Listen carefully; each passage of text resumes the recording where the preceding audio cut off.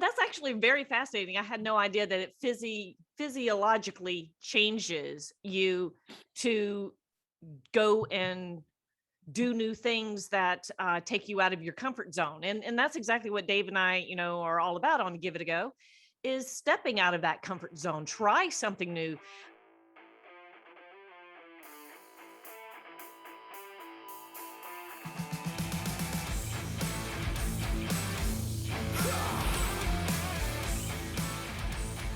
So I made it somehow through high school and spent a couple of years after that.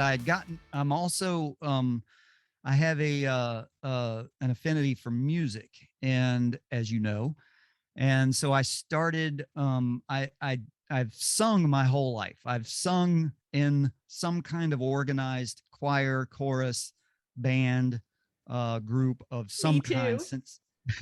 since I was probably 7. Oh, And wow.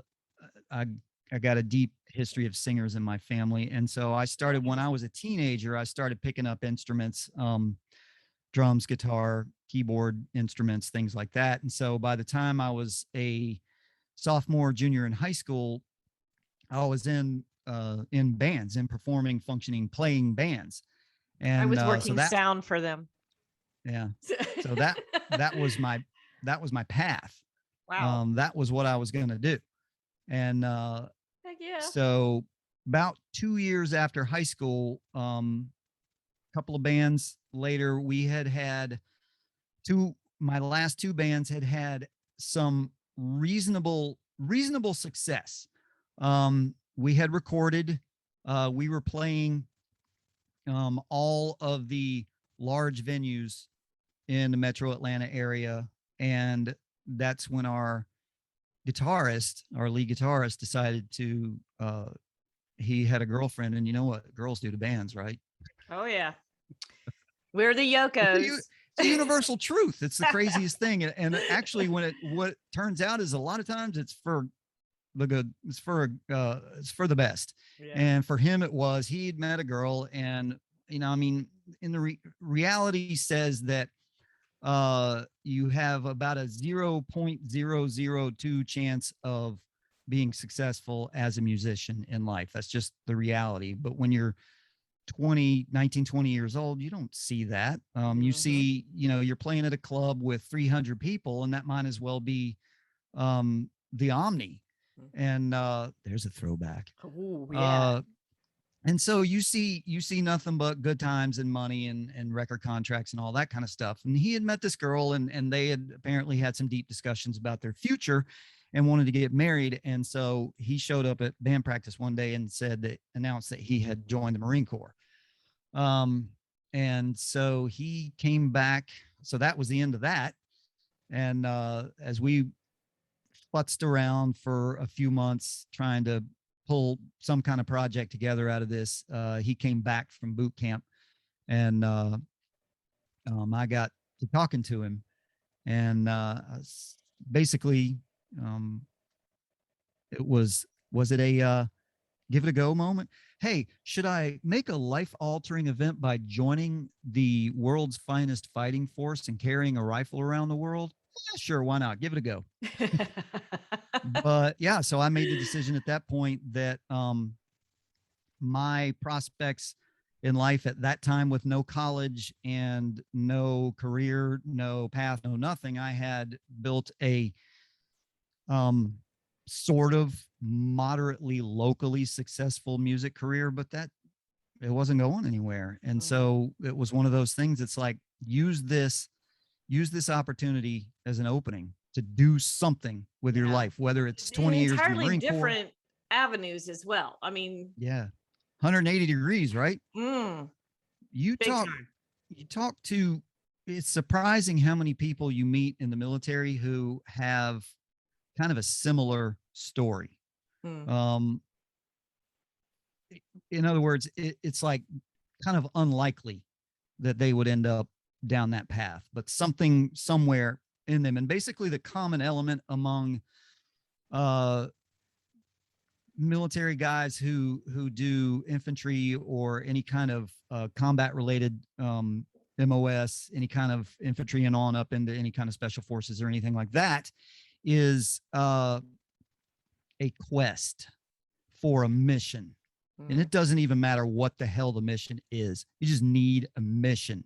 Yeah. And you can't really pull those clouds of thought together at that point, but you see a mission in front of you and you're like, ah, you want to shave my head? Fuck it. Go ahead. You want to make me wear the same clothes every day? I don't care. Whatever. Doesn't matter to me. I want to do that. You show me a video and pictures of dudes crawling through the mud and blowing shit up and shooting things and jumping across, bridges and whatnot. I'm like, hell yeah, sign me up for that. The rest of it, and you're going to pay me too? $5 a day. Yeah. So I left for Paris. I joined and I was a little, because like I said, I was 2 years, year and a half, 2 years out of high school. And so I was a little bit older than your typical 18-year-old that goes in right after high school. I did a DEP, delayed enlistment program. So I went down to the recruiter and did all my physical fitness test and the ASVAB and all that kind of stuff. And I scored well enough on my ASVAB that they pretty much gave me my choice of jobs. And I'm like, that's really good. Infantry, rifle, shoot stuff, blow stuff up. I want to be recon. I had the highest ASVAB score of the women in my high school. Now, that was at Vidalia for the last 3 years. So there's not a whole lot of people at that school, but I had the highest ASVAB score, and Air Force was after me big time. I wanted to do that. And I knew I wouldn't be able to fly. That would have been the first one. I wanted to be a pilot, but I knew that wasn't going to happen because I had never flown before. But I thought being a meteorologist would be fun for the Air Force. And instead I went to 2 years of school to be a recording studio engineer and realized that there were some fundamental things wrong with my character in order to be a recording studio engineer. I didn't do drugs. I didn't do late nights. No? And I didn't do women. So that was out. And so I you didn't really fit that milieu, did you? So that did not work. I probably should have gone to Air Force, but I went to college and I just switched it over to psychology, and here we are today. So anyway, continue. Tangentially speaking, by the way, are you good at math? No, I'm not. Well, then you would have been terrible at meteorology. There's a stupid amount of math. There is a ridiculous amount of math. And I wanted to do that for a while too. That sounded like a pretty cool job. And they're like, yeah, you got to be super good at math, at advanced math. I'm like, not if you're a presenter. If you're a presenter, then somebody else does all the math and you just get out there and be Jim Cantori. See, I would have been good at that. Yeah.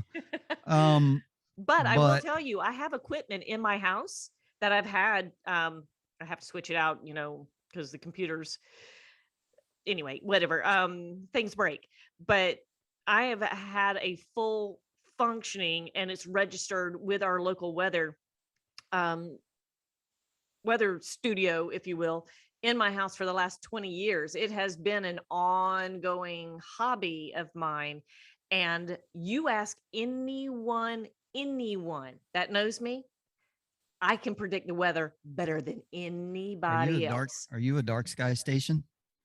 It's in Oregon, is the Oregon Scientific, I think is the name of the equipment that I have. But it's Mac Daddy. It's the big stuff. Are you one of those people that when we look up the weather on street level that it measures from your house? Are you connected?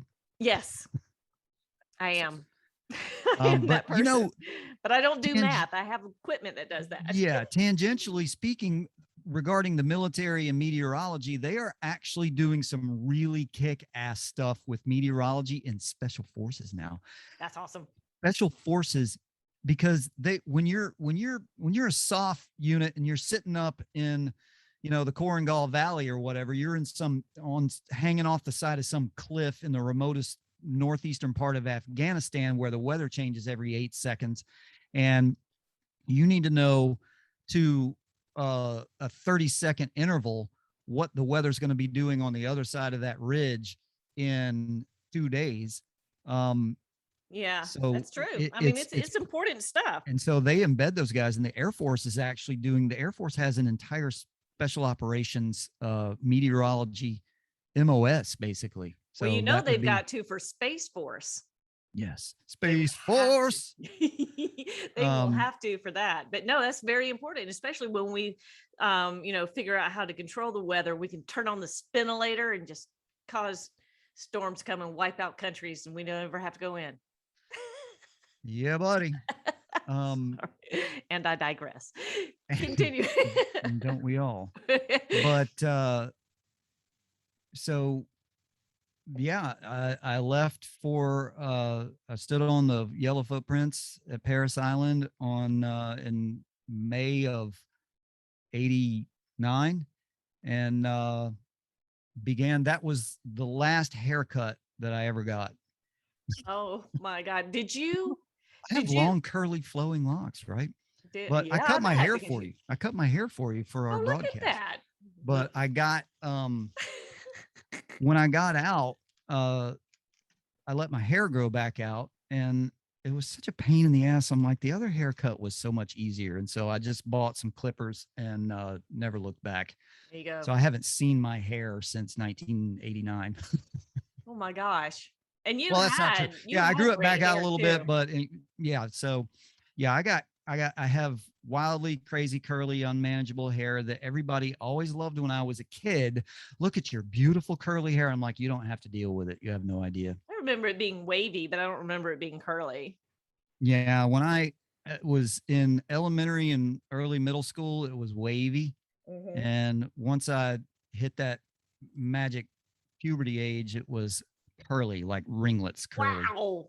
That's Yeah, I had to crazy. invest in Paul Mitchell Avapui conditioner. Oh God, Um, that's right. That's right.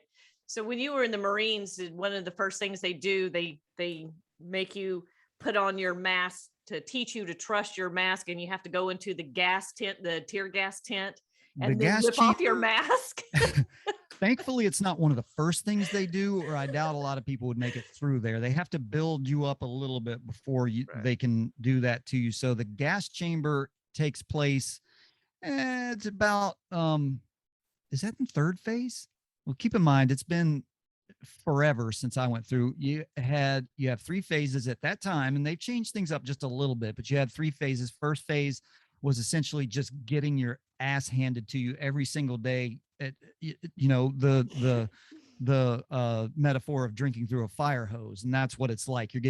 You're having your entire uh persona stripped to nothingness. You are everything that you were is being torn away from your flesh, and you are being rebuilt. But that first phase, which I want to say was something like 5 weeks, was just all about learning how to not be an asshole civilian, how to not be a dirt bag and stand up straight, and drill and knowledge, they called it, which is history and all the things that you have to know. And you'd start getting into some of the martial arts stuff and the bugle sticks and the obstacle course and all that kind of stuff. And then second phase is all about the rifle range. That's where they teach you how to shoot like a Marine.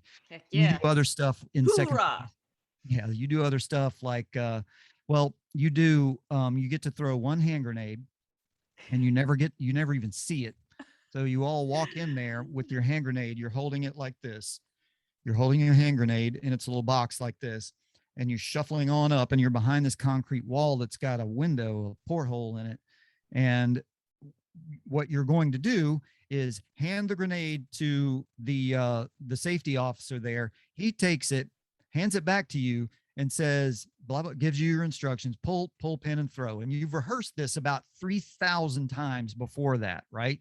So you take this thing, this awesome thing that is blows stuff up that every little boy has dreamed about throwing a hand grenade. You get the hand grenade, you pull the pin, and you fling it, and you turn around and duck. So you never even get to see it. You kind of Did get to hear please it. tell me that someone walked up and said, 1, 2, 5, 3, sir, 3. Please, somebody. There was a lot of that. The gas chamber, I feel like had to, oh yeah, because that had to have been the third phase when we were doing all the rappelling and all that kind of stuff too. So yeah, the gas chamber is a uniquely horrible experience. I hear That they wonderful stories about it, about how every ounce of fluid will pour from every gone orifice of your face. and there's nothing you can do about it. And the absolute worst thing, and they say, don't hold your breath. Don't Yep. hold your breath. Because guess Makes it what's going to worse. happen if you try to hold your breath? Because you're not going to be able to hold your breath for 8 minutes because they're going to Mm. keep you in there long enough. Guess what happens when you hold your breath and you go, and eventually you Yeah.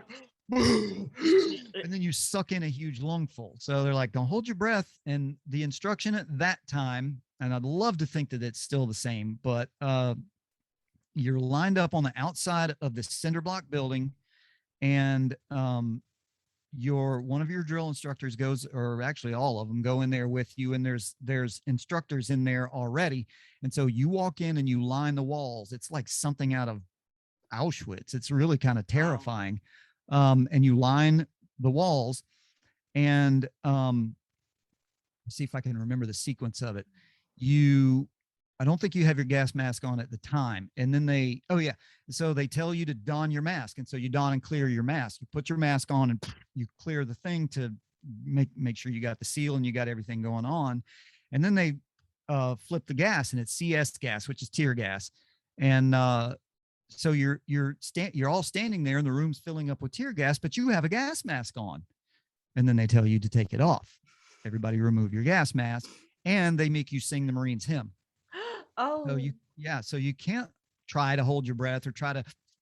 try to do one of those things. You have to sing the Marines hymn. And if they walk around, and if they see anybody not singing at the top of their lungs, then you're going to get I would dug. You're going to get beat cry. to death. And so they keep you in there long enough, and then you put your mask back on and clear it again. And what it teaches you is that the mask actually works. So you have to have faith in the mask when you're in a poison gas, in an NBC, nuclear biological chemical situation. None of it matters anyway, because you're all going to die if you get gassed anyway. But you have to trust that the mask works. And that's the whole Right. point of the exercise. And when you walk out, and I'm sure just like just about most everything that they do in Marine Corps boot camp, it has a little something to do with comedy for the drill instructors. Of course. And so then you file out, and like you said, your nose, your mouth, your eyes, just pouring snot, just dripping, snot's hanging out like a 3-foot long trail of snot is coming out of your mouth. You can't believe that a human being would have that much phlegm and fluid in their body, in their head. So that's the gas chamber. And I hope they still do that the same way. I haven't been up there in a few years, but I hope they still do that the same way.